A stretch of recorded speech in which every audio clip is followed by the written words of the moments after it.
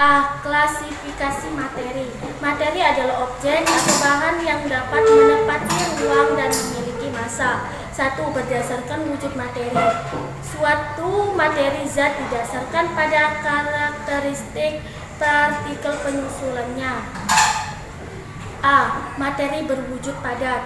Materi dengan wujud padat memiliki bentuk yang tetap. B. Materi wujud cair. Materi wujud cair mempunyai karakteristik berubah-ubah.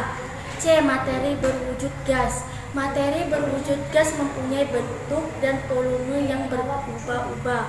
2. Berdasarkan komposisi materi.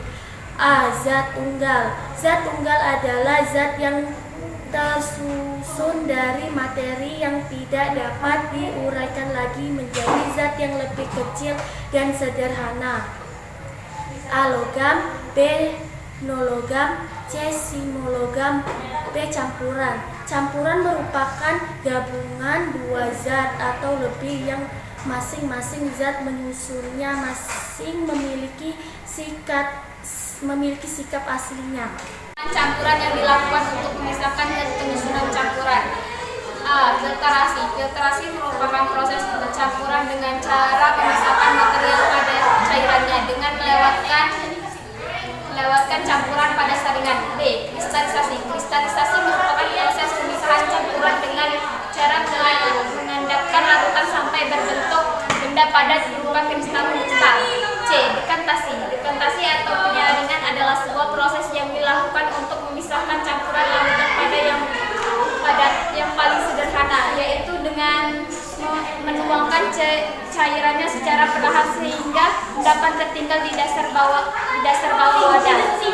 D. Sublimasi. Sublimasi atau pemadatan suatu zat langsung dari wujud padat ke wujud gas tanpa melalui wujud cair, contohnya kabut dari es. E. Distalisasi. Distalisasi adalah proses pemisahan suatu campuran yang didasarkan perbedaan titik dan tekanannya, contohnya permurnian minyak tanah. F. Kromatografi. Kromatografi merupakan proses pemisahan campuran berdasarkan perbedaan pola pergerakan antar fase di suatu molekul pada larutan. Sifat materi dan pengukurannya. Sifat materi terbagi menjadi 3, yaitu sifat fisis. Sifat fisis merupakan karakteristik suatu zat ditinjau dari kondisi fisik yang dapat dilihat, diamati, dan diukur dengan tanpa mengubah kondisi fisik zat tersebut. A. Besaran. Besaran pokok yaitu besaran yang satuannya didefinisikan dan disepakati lebih dahulu secara fisika. Terdapat 7 besaran pokok sebagaimana diuraikan dalam tabel berikut. B. Besaran turunan. Besaran turunan yaitu besaran yang diturunkan dari besaran pokok. 1. Luas adalah hasil perkalian dan panjang lebar. 2. Kecepatan adalah jarak yang ditempuh dalam satuan waktu. Berikut contoh besaran turunan lainnya. 2. Sifat kimia. Sifat kimia merupakan sifat zat yang berkaitan erat dengan reaksi dan perubahannya. Jika bertemu dengan zat ini dan menghasilkan zat baru yang berbeda dengan sifat asalnya. 3. Pengukuran. Suatu kegiatan membandingkan besaran yang diukur dengan besaran sejenis yang digunakan sebagai satuan merupakan kegiatan pengukuran. A. Toleransi pengukuran. Ketidakpastian pengukuran tunggal. 1. Pengukuran tunggal. Pengukuran tunggal adalah pengukuran yang hanya dilakukan sekali. 2. Ketidakpastian pengukuran berulang. 3. Ketidakpastian relatif. B. Alat ukur. Alat ukur adalah hal yang penting dalam menunjang aktivitas pengukuran di kehidupan sehari-hari. Alat ukur yang digunakan dalam pengukuran. 1. Jangka sorong adalah alat ukur panjang yang memiliki ketelitian. 2. Mikrometer adalah alat ukur panjang yang bisa digunakan untuk mengukur ketebalan benda. 3. Neraca adalah alat ukur massa. 4. Stopwatch adalah alat ukur waktu. 5. Ovometer adalah alat ukur untuk mengetahui nilai dari kuat arus listrik. Perubahan materi. Perubahan materi merupakan wujud zat baik karena pengaruh kondisi maupun zat lain yang mengenainya. 1. Perubahan fisik. Perubahan fisik merupakan perubahan zat tanpa mengubah sifat asli zat tersebut. Proses perubahan fisika tidak menghasilkan dikembalikan ke wujud semula, meskipun tanpa melalui reaksi kimia reversible. A. Perubahan wujud. Perubahan wujud zat karena pengaruh suhu padat, cair, atau gas melalui proses pemanasan atau pendinginan, proses mencair melting, proses menguap evaporation, dan proses menyublim sublimation menyerap panas selama prosesnya. B. Perubahan bentuk dan ukuran. Perubahan pada suatu zat dapat terjadi karena pengaruh suhu dan tekanan lain. Contohnya, pemuaian zat karena suhu. 2. Penggilingan beras pada proses penumbukan. Pengolahan logam secara fisik dilakukan dengan mengubah bentuk logam padat menjadi cair. C. Pelarutan. Pelarutan adalah proses pencampuran zat terlarut solid dan zat pelarut solvent sehingga menghasilkan larutan yang tercampur bersifat homogen secara fisik maupun dibedakan menjadi 3. 1. Larutan encer, diluted solution. 2. Larutan pekat, constriction solution. 3. Larutan jenuh, saturated solution. D. Ekstraksi. Ekstraksi adalah pengeluaran senyawa-senyawa sanalit dari sebuah sampel yang umumnya menggunakan media pelarut yang sesuai dengan sampel tersebut. 2. Perubahan kimia. Perubahan kimia merupakan perubahan dengan menghasilkan zat baru yang memiliki sifat yang berbeda. A. Pembakaran. Pembakaran adalah suatu reaksi kimia pada zat yang mudah terbakar dengan oksigen dan menghasilkan panas.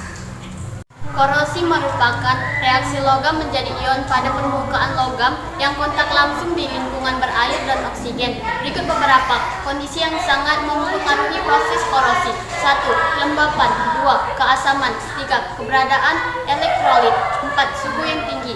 5. Glauconic coupling. C. Perubahan biologi. Perubahan biologi adalah perubahan benda yang tidak bisa kembali ke bentuk semula. A. Fotosintesis. Fotosintesis adalah proses perubahan senyawa air dan karbon dioksida dibantu oleh cahaya matahari yang diserap oleh klorofil sehingga menghasilkan senyawa glukosa. B. Fermentasi. Pada proses fermentasi terjadi proses pengubahan karbohidrat menjadi glukosa dan fruktosa serta senyawa lain yang menghasilkan rasa manis. C. Pembusukan. Pembusukan merupakan sisa zat organik. Proses sisa zat organik dibedakan menjadi beberapa hal. 1. Autolysis. 2. Reaksi reduksi oksidasi. 3. Aktivitas organisme pengurai. D. Pelapukan akibat organisme biotik. Pelapukan merupakan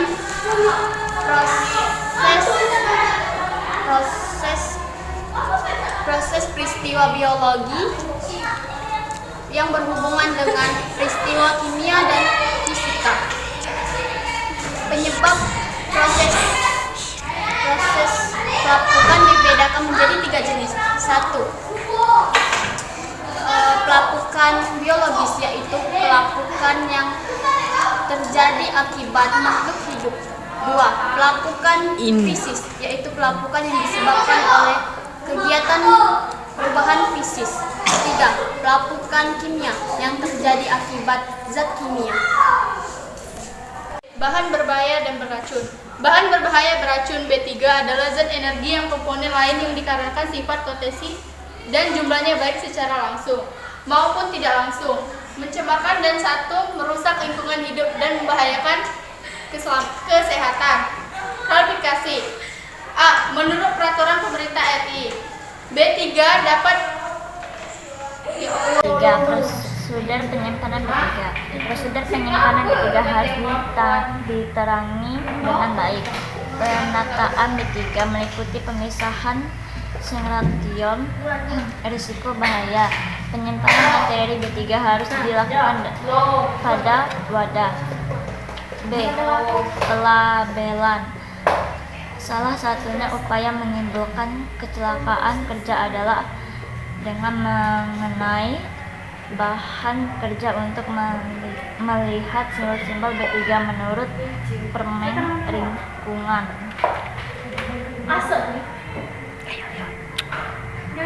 Pengelolaan limbah B3. Limbah B3 adalah sesuatu usaha pengelolaan LB3 meliputi lingkungan, pengurangan, penyimpanan, dan pengumpulan.